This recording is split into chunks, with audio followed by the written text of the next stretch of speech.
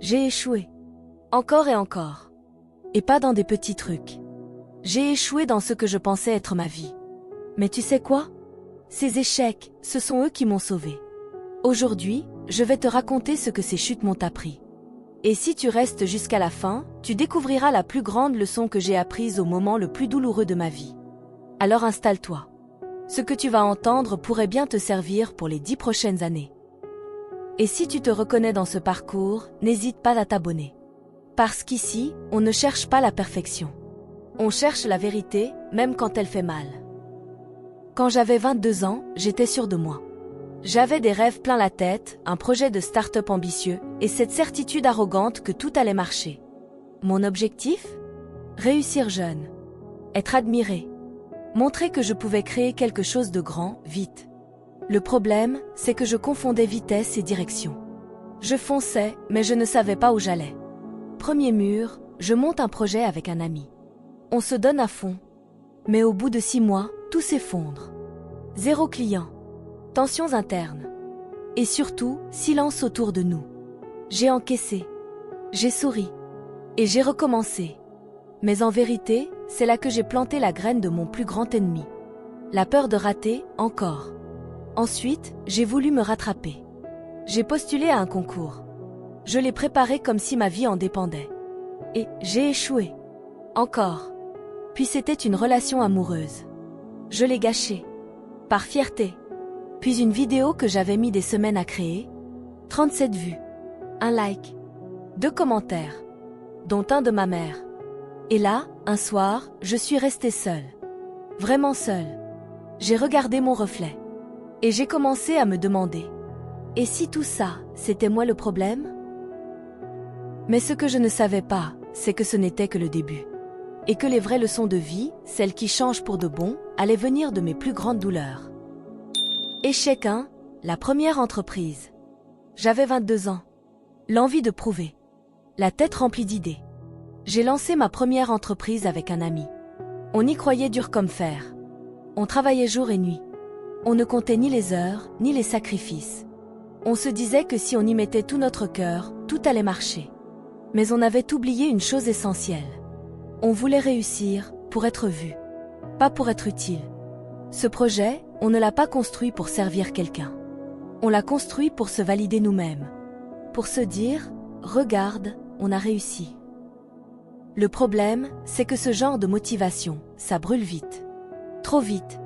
On faisait les choses à moitié, avec des objectifs flous. Et dès que les premières difficultés sont apparues, un client qui annule, une facture non réglée, un désaccord entre nous, tout s'est effondré. En 6 mois, le projet est mort. Mais je crois que ce n'était pas seulement la boîte qui avait échoué. C'était aussi ma manière de penser. Ce jour-là, j'ai appris une vérité fondamentale. Tu ne peux pas bâtir du vrai sur l'ego. Tu dois commencer par le pourquoi, pas par le regarde-moi. Il faut que ça vienne d'un vrai pourquoi. D'une envie sincère d'apporter de la valeur. Depuis ce jour-là, avant de lancer quoi que ce soit, je me demande toujours. Est-ce que je fais ça pour nourrir mon ego ou pour aider quelqu'un d'autre à avancer? Petite pause. Depuis quel pays regardez-vous cette vidéo? Dites-le nous en commentaire. Et si vous voulez me motiver à partager encore plus de vidéos inspirantes, aimez cette vidéo et abonnez-vous. Échec 2, l'amour saboté. C'était la première fois que je tombais amoureux avec autant de sincérité. Elle croyait en moi. Elle m'encourageait. Elle me voyait, peut-être mieux que je ne me voyais moi-même. Mais justement, c'est ça qui me faisait peur. J'avais peur qu'elle finisse par voir mes failles. Mes faiblesses. J'avais peur de ne pas être assez. Alors, au lieu de m'ouvrir, j'ai commencé à me refermer. À vouloir contrôler les choses. À devenir méfiant, dur, parfois même injuste. Je ne m'en rendais pas compte sur le moment, mais avec chaque dispute, chaque silence, chaque mot de trop, je la faisais reculer. Jusqu'au jour où elle est partie. Sans cri. Sans vengeance. Juste, avec les larmes dans les yeux. Et moi, je suis restée là. Seule. Avec ma fierté, mon silence et mon échec. Ce soir-là, j'ai compris que parfois, on sabote ce qu'on aime le plus, par peur de le perdre. Et qu'on finit justement par le perdre à cause de cette peur. La leçon? L'amour ne se protège pas avec la peur. Il se construit avec la confiance. Et la confiance ne vient pas de l'autre.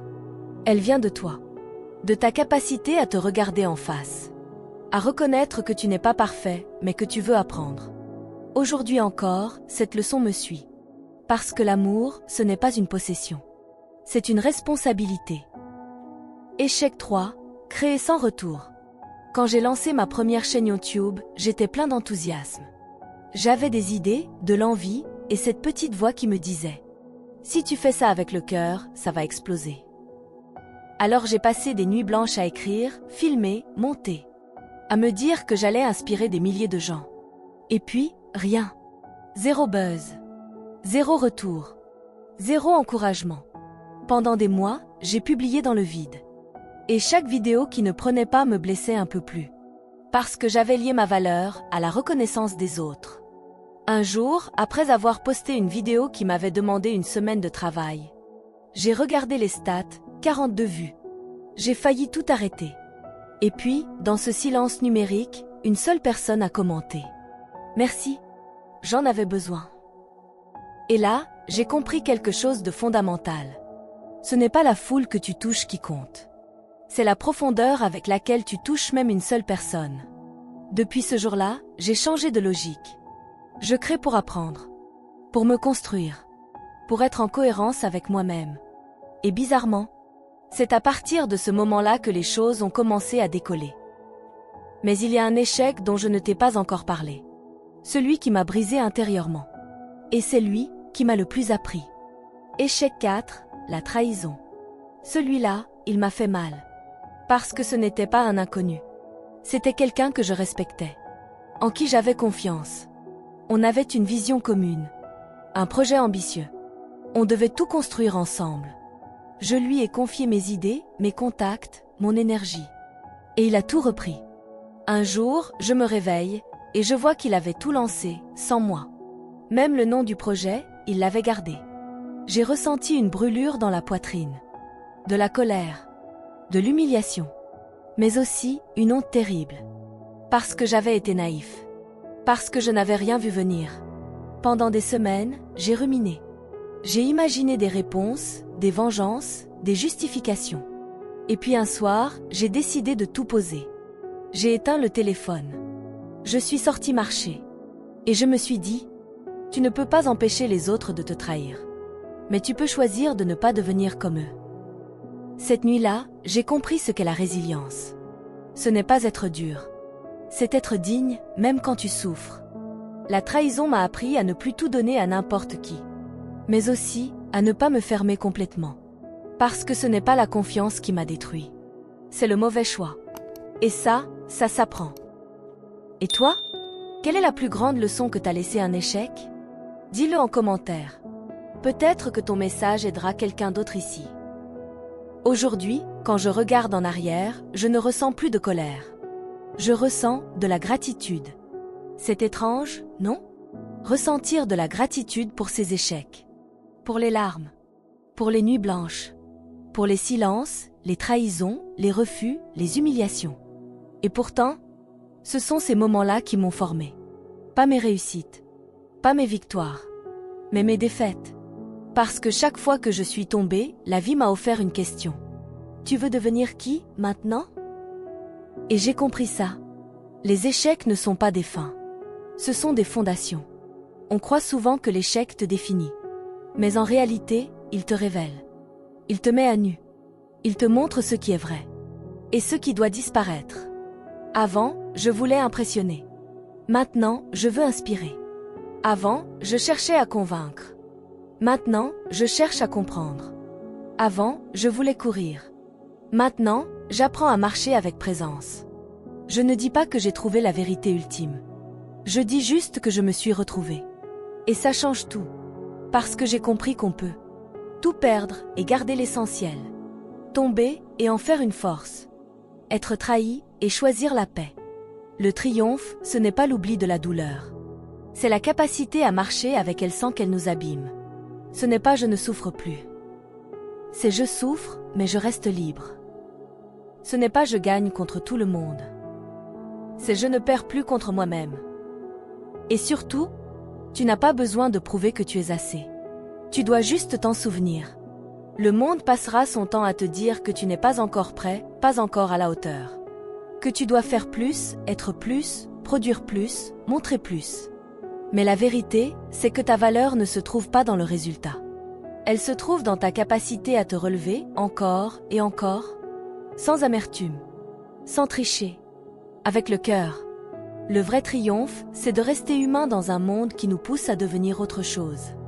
Et si j'ai appris quelque chose au fil de mes échecs, c'est que ce n'est pas la vie qui devient plus simple. C'est toi qui deviens plus solide, plus aligné, plus calme. Et peut-être que la paix, ce n'est pas quand tout est parfait. C'est quand tu regardes ton passé, même le plus douloureux, et que tu peux enfin lui dire « Merci, grâce à toi, j'ai grandi ». Si tu traverses une tempête, retiens ça. Ce n'est pas la fin. Ce n'est qu'un chapitre. Et parfois, les plus belles pages viennent après les pages les plus sombres. Aujourd'hui, je suis encore en chemin. Je tombe parfois. Je doute.